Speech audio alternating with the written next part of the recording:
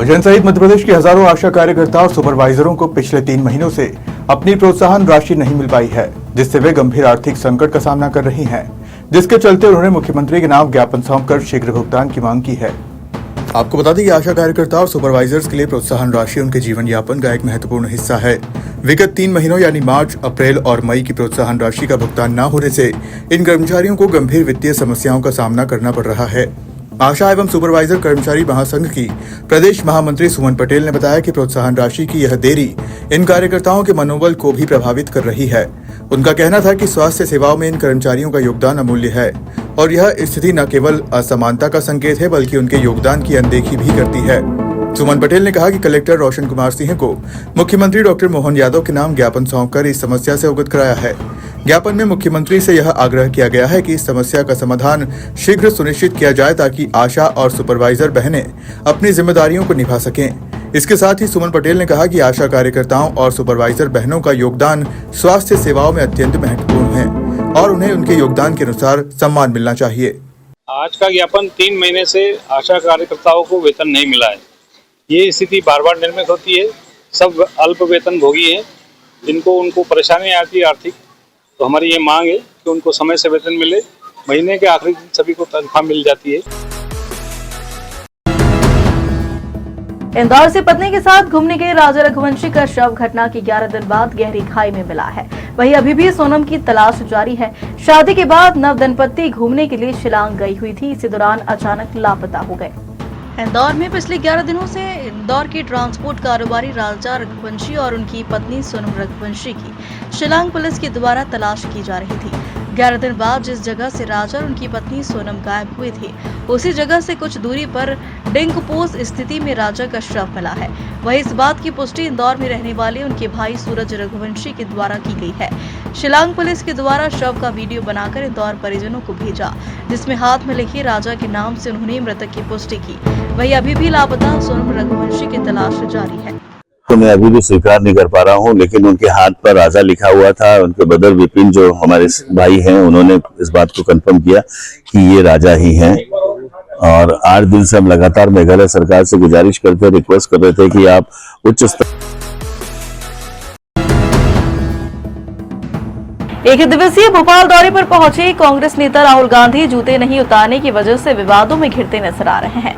Social media से चर्चा के दौरान डॉक्टर मोहन यादव ने मीडिया से चर्चा में कहा कि राहुल गांधी पर तंज कसा और कहा कि लोकसभा में नेता प्रतिपक्ष के आगमन का स्वागत है, लेकिन इंदिरा गांधी की तस्वीर पर पुष्पांजलि के दौरान जूते नहीं उतारना थोड़ा अटपटा लगा। हमारे संस्कार और परंपरा में ऐसा करना महत्व है और ये हमारी संस्कृति के विरुद्ध है। इसके साथ ही उन्होंने पीएम मोदी के 11 साल पूरे होने और पचमढ़ी कैबिनेट बैठक को लेकर भी चर्चा की। इस अवसर पर इस पूरे राजा भगवत सिंह के नाम पर होने कैबिनेट के बाद 14, 15, 16 3 दिन की विधायक सांसद मंत्री की कार्यशाला हम वही करने वाले हैं। हमारे पीछे ये कार्यक्रम करने का भाव भी यही है।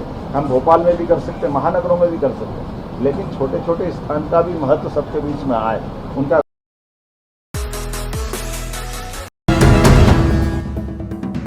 खबर देवास से है, जहां पुलिस ने नकली नोट छापने वाले गिरोह का खुलासा किया है। कार्रवाई के दौरान पुलिस ने 5 आरोपियों को गिरफ्तार कर 15 लाख से ज्यादा की नकली करेंसी बरामद की है। इस कार्रवाई को लेकर एसपी पुनीत गहलोत ने प्रेस कॉन्फ्रेंस कर पूरी जानकारी दी। दरअसल देवास जिले में नकली नोटों के कारोबार में लिप्त एक बड़ी रैकेट का पर्दाफाश हुआ। 1 जून 2025 को बैंक नोट प्रेस थाना पुलिस को सूचना मिली थी कि 2 युवक नकली करेंसी के साथ इलाके से गुजर रहे हैं। कार्रवाई करते हुए पुलिस ने सचिन नागर और शुभम वर्मा को गिरफ्तार किया, जिनके पास से करीब 2 लाख के नकली नोट और एक मोटरसाइकिल जब्त की गई है। आगे की पूछताछ में पता चला कि इस नकली नोट रैकेट की जड़ सोनकच्छ गांव में है, जहां आरोपी राजकुमार मालवीय अपने घर में नोट छापने का काम कर रहा था। पुलिस ने राजकुमार और सुनील पाटिल को भी गिरफ्तार किया और उनके पास से 13,25,000 के नकली नोट और नोट छापने वाली मशीनें, प्रिंटर, लैपटॉप, स्कैनर व अर्ध छपे नोट बरामद किए हैं। एसपी पुनीत गहलोत ने बताया कि मुख्य आरोपी सुनील पाटिल है, जो 2006 से नकली नोट का धंधा कर रहा था।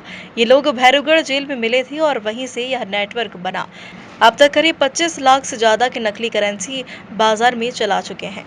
एक पुख्ता मुखबिर की सूचना पर काम कर रही थी, जिसमें हमें ऐसे इनपुट मिल रहे थे कि 4 से 5 लोगों का एक गैंग है जो कि फर्जी 500 रुपये के नोट बनाकर सर्कुलेट करने का प्रयास कर रहे हैं। इसी अनुक्रम में हमारे एडिशनल एसपी, एसडीओपी और टीआई बीएनपी की अलग अलग टीमें इस गैंग को पकड़ने के लिए रवाना हुई थी और इनिशियली सचिन नागर जो कि सोनकच का रहने वाला है और शुभम वर्मा। रतलाम जिले की आलोट पुलिस के हाथ बड़ी सफलता लगी है, जिसमें पुलिस ने 14 लाख रुपए से ज्यादा एमडी ड्रग्स के साथ 5 तस्करों को गिरफ्तार किया है। रतलाम जिले के आलोट थाना पुलिस ने नशीले पदार्थों की तस्करी की एक बड़ी खेप पकड़ी है। 14,83,000 रुपए का अवैध नशीला पदार्थ 100 ग्राम जब्त किया है। पुलिस ने मामले में मुख्य सप्लायर सहित 5 आरोपियों को गिरफ्तार किया है। पैडलर जिसे सप्लाई करने जा रहे थे, पुलिस ने मामले में उसे भी आरोपी बनाया है। फरार मास्टरमाइंड की गिरफ्तारी के लिए टीम रवाना की गई है। एसपी ने बताया कि मुखबिर से प्राप्त सूचना के आधार पर थाना आलोट पुलिस ने ताल रोड, जीवनगढ़, फंटा, आलोट से आरोपियों को गिरफ्तार किया था, जो बिना नंबर प्लेट की कार में सवार थे। बिल्कुल, देखिए एमडी ड्रग्स को लेकर के थाना आलोट के द्वारा एक बड़ी कार्रवाई की गई। मुखबिर सूचना के आधार शुजालपुर में एक युवक खुद को डॉन बताकर लोगों से अवैध वसूली कर रहा था। जब एक एलआईसी एजेंट ने पैसे देने से इनकार किया तो आरोपी ने मारपीट की और जान से मारने की धमकी दी, जिसके बाद मंडी थाना पुलिस ने तुरंत कार्रवाई करते हुए आरोपी को गिरफ्तार कर लिया है और उसका इलाके में जुलूस निकाला। दरअसल नगर के मंडी थाना क्षेत्र के बस स्टैंड पर हुई इस घटना ने लोगों को दहशत में डाल दिया, जिसके बाद फरियादी भूपेंद्र धनगर अपने बेटे पीयूष के साथ थाने पहुंचे और पुलिस को बताया कि वे बस स्टैंड पर खड़े थे। तभी सूरज नामक युवक आया और खुद को डॉन बताकर रंगदारी की मांग करने लगा। जब भूपेंद्र ने पैसे देने से इनकार किया तो आरोपी ने गाली गलौज करते हुए उन्हें उठाकर पटक दिया। इस दौरान पीड़ित के चेहरे पर गंभीर चोट आई है। यही नहीं, आरोपी ने जाते जाते जान से मारने की धमकी भी दी। जहां घटना की शिकायत मिलते ही मंडी थाना पुलिस ने तत्काल कार्रवाई की और आरोपी सूरज को गिरफ्तार कर लिया। इसके बाद पुलिस ने घटनास्थल पर आरोपी का जुलूस निकाला और इलाके में यह संदेश दिया कि कानून का डर हर अपराधी में होना चाहिए। ये थाना क्षेत्र का निवासी है सूरज गावरी करके। इसके खिलाफ थाने पे 7 अपराध पूर्व से भी पंजीबद्ध हैं, जिसमें मारपीट, अड़ीबाजी, चोरी और अभी वर्तमान में इसकी काफ़ी शिकायतें भी आ रही थी कि लोगों को डरा धमका कर अवैध रूप से पैसों की मांग करना, लेकिन लोग इंदौर लोकायुक्त टीम ने कुक्षी अनुभाग के बाग विकासखंड की महिला पर्यवेक्षक को रिश्वत लेते हुए रंगे हाथों गिरफ्तार किया।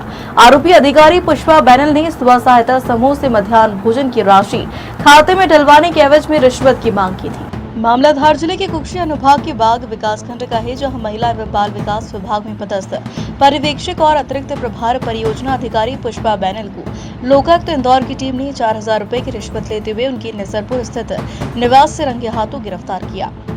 आपको बता दें, ग्राम भमूरी निवासी शिकायतकर्ता सुशीला बघेल राधाकृष्ण स्व सहायता समूह की संचालिका है, जो आंगनबाड़ियों में बच्चों के लिए मध्याह्न भोजन बनाकर वितरण करती है। सरकार द्वारा समूह को 9,000 रुपए प्रति माह की राशि दी जाती है, लेकिन मार्च, अप्रैल और मई माह की राशि जारी करने के बदले पुष्पा बैनल ने 6,000 रुपए की रिश्वत मांगी थी। इस पर संचालिका ने इंदौर लोकायुक्त को शिकायत की थी, जिसे गंभीरता से लेते हुए पुलिस अधीक्षक राजेश सहाय के निर्देशन में कार्रवाई की गई। सत्यापन के बाद ट्रैप दल गठित किया और आरोपी को रिश्वत लेते हुए रंगे हाथों गिरफ्तार कर लिया। इस टीम में आरक्षक विजय कुमार, अनिल परमार, चेतन सिंह परिहार, कमलेश तिवारी, महिला आरक्षक सोनम चतुर्वेदी तथा वाहन चालक शेर सिंह ठाकुर शामिल रहे। ये फरियादियां हैं, आवेदिका हैं श्रीमती सुशीला बघेल, जो कि ग्राम भमोदी, तहसील कुक्षी, जिला धार की रहने वाली हैं, जो राधाकृष्ण स्व सहायता समूह का संचालन करती हैं। ग्वालियर जिले में 2 बदमाशों के बीच गैंगवार हो गया। गैंगवार में एक दूसरे की मारपीट के दौरान गोलियां चल गई, जिसमें भोला सिकरवार नाम के युवक की मौत हो गई। वहीं उसका साथी पवन उर्फ कल्लू श्रीवास गंभीर रूप से घायल है। दरअसल हजीरा थाना क्षेत्र की बेल्ला नगर लाइन नंबर 2 की गली नंबर निवासी भोला सिकरवार और कल्लू उर्फ पवन श्रीवास सोमवार की रात घर के पास लाइन नंबर 1 में किराने की दुकान के पास खड़े हुए थे। तभी वहां एक्टिवा सवार बंटी भदौरिया अपने अन्य 2 साथियों के साथ पहुंचा और उनको गाली गलौज करने लगा।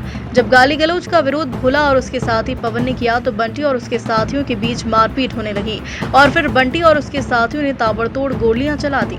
गोलीबारी में कल्लू उर्फ पवन श्रीवास के पैर में गोली लगी और भोला सिकरवार के पेट में गोली लगी थी, जिस पर दोनों वहीं गिर पड़े। घायल दोनों युवक को एक निजी अस्पताल में भर्ती करवाया गया, जहां डॉक्टर ने भोला सिकरवार मृतक घोषित कर दिया, जबकि उसके दूसरे साथी कल्लू उर्फ पवन श्रीवास की हालत गंभीर बनी हुई है। घटना की सूचना मिलते ही एसपी कृष्णा लालचंदानी और सीसी नागेंद्र सिकरवार, टीआई शिव मंगल सिंह मौके पर पहुंचे। घटना के बाद इलाके में तनाव का माहौल है। वहीं पुलिस ने हमलावरों की तलाश शुरू कर दी है। घटनाक्रम लाइन नंबर 2 बिल्ला नगर का है। बंटी भदौरिया, शिवा राजावत, रानू राजावत, उसके साथ में 4 अन्य लोग मेरे भाई को घेर कर उन्होंने गोलियां मारी हैं। पहले से विवाद चला रहा है। हाँ, कई बार गोली चला चुका है पहले। शिकायत कई बार पीछे की थाने में कोई सुनवाई नहीं, क्योंकि सीएसपी साहब का मुखबर है, इसलिए उसकी कोई सुनवाई नहीं होती। किसी पर भी गोली चला देता है, पुलिस उसे पकड़ती नहीं है। कौन सीएसपी? नागेंद्र सिकरवार सीएसपी।